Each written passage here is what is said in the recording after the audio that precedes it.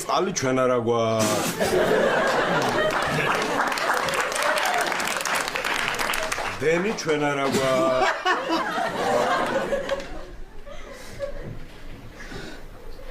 გავაგრძელო?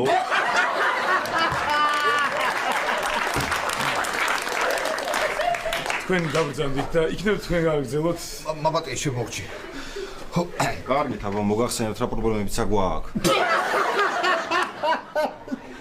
წყალი ჩვენ არა გვაქვს. გაზი ჩვენ არა გვაქვს.